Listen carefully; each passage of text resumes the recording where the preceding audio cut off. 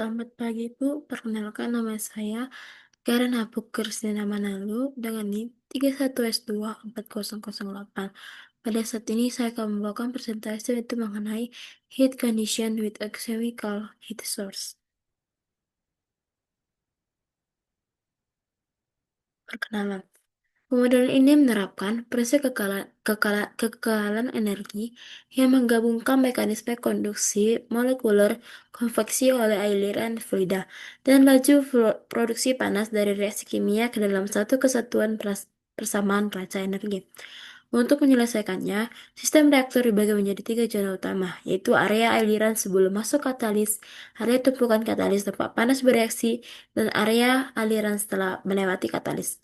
Pada akhirnya, keseluruhan proses limit dan turunan matematika tersebut bertujuan untuk menghasilkan persamaan diferensial yang berfungsi sebagai memprediksi distribusi temperatur di sepanjang reaktor. Sehingga titik suhu ekstrim dapat diantisipasi demi menjaga stabilitas dan menghasilkan produk yang optimal. Fenomena yang terjadi. Reaksi eksotermik sebagai sumber panas di dalam reaktor terdapat pelet katalis. Ketika zat kimia atau reaktan mengalir melewati katalis tersebut, terjadilah reaksi kimia yang melepas panas atau eksotermik. Panas inilah yang menjadi sumber atau SC yang terus-menerus muncul di dalam sistem.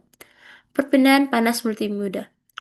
Panas yang dihasilkan tidak diam di satu tempat, melainkan berpindah melalui dua cara utama, yaitu yang pertama, konduksi. Panas merambat melalui partikel katalis dan fluida sesuai hukum Fourier. Yang kedua, konveksi. Panas hanyut terbawa oleh aliran fluida yang bergerak dari atas ke bawah. Kemudian, pembentukan profil suhu atau gradien. Karena adanya reaksi hanya di bagian tertentu atau zona katalis, maka suhu di dalam reaktor tidak seragam. Suhu akan mulai naik saat menyentuh katalis, mencapai titik tertinggi di dalam reaktor, dan perlahan berubah lagi saat keluar dari zona reaksi. Distribusi satu dimensi aksial. Fenomena ini difokuskan pada perubahan suhu ke arah bawah atau sumbu jet. Diasumsikan dinding reaktor terisolasi sempurna, sehingga panas tidak keluar ke samping, melainkan hanya bergerak searah dengan aliran fluida. Kemudian, kita misalkan adalah reaktor, di mana dia ada zonanya, zona 1, zona 2, dan sebagai katalis.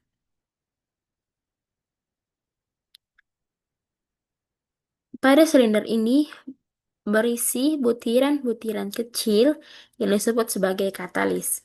Fixed bed artinya tumpukan katalis diam tetap di posisinya, tidak ikut bergerak atau terbang terbawa aliran. Kemudian, bentuk silinder ini akan mempermudah distribusi panas dan tekanan secara merata. Kemudian tertulis fluida umpan reaktor dialirkan ke dalam reaktor dengan aliran aksial. Aksial artinya searah dengan sumbu tabung. Dalam hal ini, reaktor masuk dari atas dan mengalir lurus ke bawah, menembus celah-celah katalisnya nih. Kemudian, karena penurunan rumus matematika di slide selanjutnya akan fokus pada perubahan suhu ke arah bawah, yaitu adalah sumbu jet. Kemudian, pada saat fluida menyentuh katalis, reaksi kimianya terjadi sehingga panas dilepaskan. Kemudian, panas ini harus dibawa pergi oleh aliran fluida agar suhu di dalam tabung tidak akan meledak. Asumsi yang pertama, fluida mengalir dalam aliran yang kecepatannya seragam atau plug flow. Tidak ada shift stress terhadap dinding reaktor. Kedua, aliran turbulen. Dengan kecepatan aksial seragam pada nilai superficial, tidak akan memperhitungkan hambatan. Ketiga, densitas, laju alir massa, dan kecepatan superficial. Semua tidak bergantung pada R dan Z. Keempat, dinding reaktor diposisikan terisolasi dengan baik, sehingga suhu dapat dianggap tidak bergantung pada R. Yang kelima, laju volume produksi energi panas melalui reaksi kimia. Kontrol volumenya.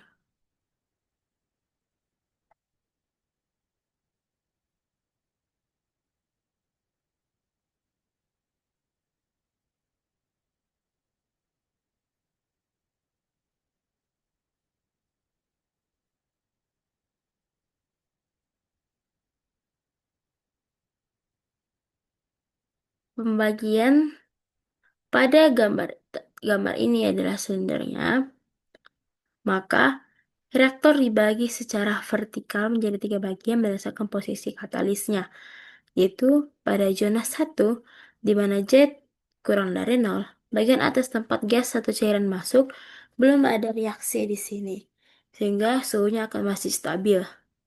Kemudian pada zona kedua, katalis, di mana Z berada di antara 0 dan L, bagian tengah yang berisi butiran katalis digambarkan dengan titik-titik hitam. Disinilah akan diadakannya proses katalis. Maka panas mulai dihasilkan yaitu Sc. Kemudian pada zona 3, Z lebih besar daripada L. Bagian bawah setelah melewati katalis, reaksi sudah berhenti tetapi panas masih terbawa oleh aliran. Arah panah menunjukkan aliran fluida secara aksial. Artinya lurus dari atas ke bawah yang digerakkan oleh gravitasi. Sehingga simbol Z sama dengan simbol Z sama dengan 0 dan simbol Z sama dengan L ini adalah koordinat penanda awal dari akhir tumpukan katalis.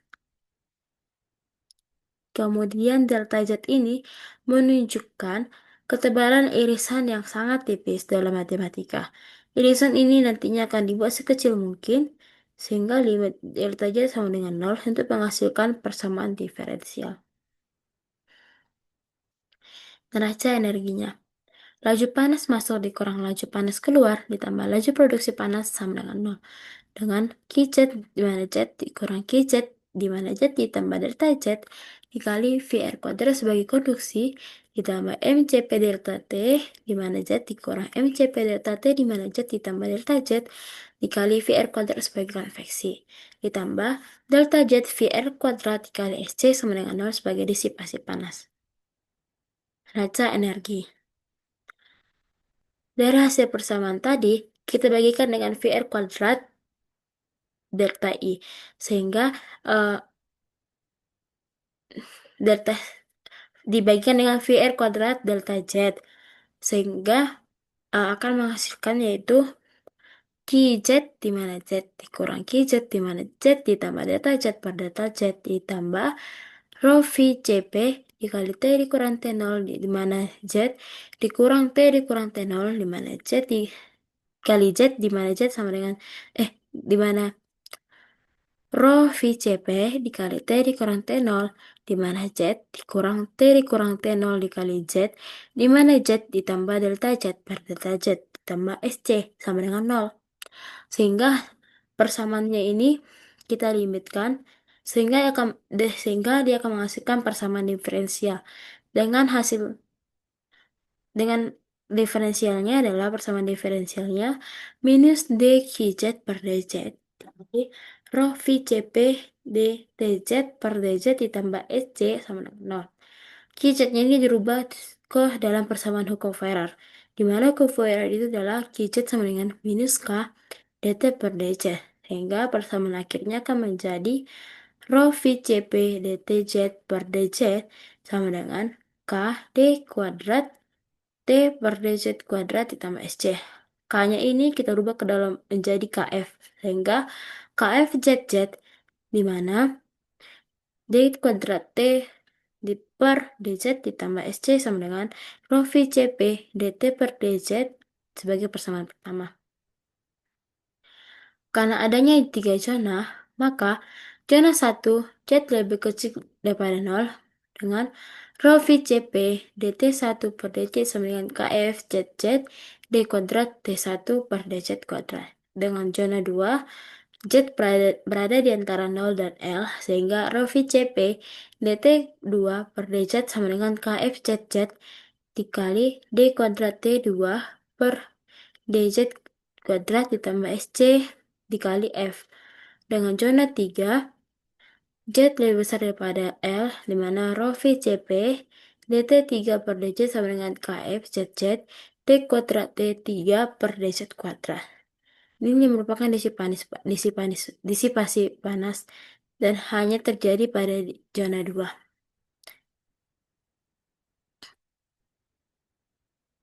Dengan boundary condition dengan kondisi yang pertama, di mana Z sama dengan minus limit hingga T sama dengan T1. Saat reaktan masuk ke minus limit, maka temperaturnya sama dengan temperatur di zona satu. Dengan kondisi 2, Z sama dengan 0. T1 sama dengan T2. Saat reaktan masuk ke zona Z sama dengan 0, maka temperaturnya T1 mulai terpengaruh ke temperatur zona 2. Dengan kondisi 3, Z sama dengan 0, KF, K, kondisi Z sama dengan L. Maaf, ada kesalahan. Z sama dengan L, KF dikali ZZ, DT1 per DZ sama dengan KF ZZ. Dalam zona ini sudah mengalami reaksi yang akan menyebabkan perubahan temperatur karena adanya panas dan oh, kondisi 3, Z sama dengan 0, KF ZZ, DT1 per DZ sama dengan KF ZZ. Dalam zona ini sudah mengalami reaksi yang akan menyebabkan perubahan temperatur karena adanya panas dan reaksi. Konduktivitas akan sama. Kemudian pada kondisi yang 4, Z sama dengan L, T2 sama dengan T3. Dan pada kondisi 5, Z sama dengan L, KF, ZZ, DT2 per DZ sama dengan KF, ZZ, DT3 per DZ. Dan pada kondisi 6, Z sama dengan limit. Sehingga T3 sama dengan finite, temperaturnya bernilai finite. Jika dihubungkan dengan koordinat tidak berdimensi, Z sama dengan Z per L, di mana panjang atau jarak. Sumber panas reaksi kimia tidak berdimensi, di mana N sama dengan SC1L per Rho CPP T1 dikurang T0. Dengan zona 1, pada kondisi 1, maka T1 sama dengan T sama dengan T1. Rho VCP DT per DZ KF dikali ZZ D kuadrat T1 per DZ. Per DZ. Pada kondisi 1, pada jalan 1 pada kondisi 1 T sama dengan T1, maka penurunannya adalah rho V C P dt per dz sama dengan KF ZZ D kuadrat T1 per dz kuadrat. dt sama per dz sama dengan D kuadrat per D kuadrat T per dz kuadrat sama dengan KF ZZ rho V C P. KF ZZ rho V C P-nya akan menilai 0 karena tidak adanya reaksi. Kemudian dt per dz sama dengan D kuadrat T1 per dz kuadrat. Sehingga T dikurang T0 per T1 dikurang T0 sama dengan 1 dikali dz per L. Dengan d theta sama dengan 1 per dz, theta sama dengan d theta per dz. Sehingga z kurang dari 0 dengan dt1 per dz sama dengan 0. Dan pada kondisi yang kedua, di mana z berada di antara 0 dan L, maka d theta 2 per dz sama dengan nf theta. Diintegralkan kedua sisinya, sehingga menghasilkan d, d theta, sehingga hasil akhir dari zona 2 ini adalah d theta 2 per dz sama dengan nf theta. Dan pada zona yang ketiga, z lebih besar daripada L, sehingga d theta 3 per dz sama dengan 0. Kemudian pada distribusi suhunya, pada zona 1, theta 1 sama dengan T dikurang T0 PT1 dikurang T0 sama dengan 1. Dan pada zona 2, d theta 2 per dz sama dengan nf theta, di mana hasil akhirnya akan menghasilkan d theta sama dengan nz. Dan pada zona ketiga, theta yang ketiga, di mana theta 3 per z sama dengan 1. Sekian dari saya, terima kasih.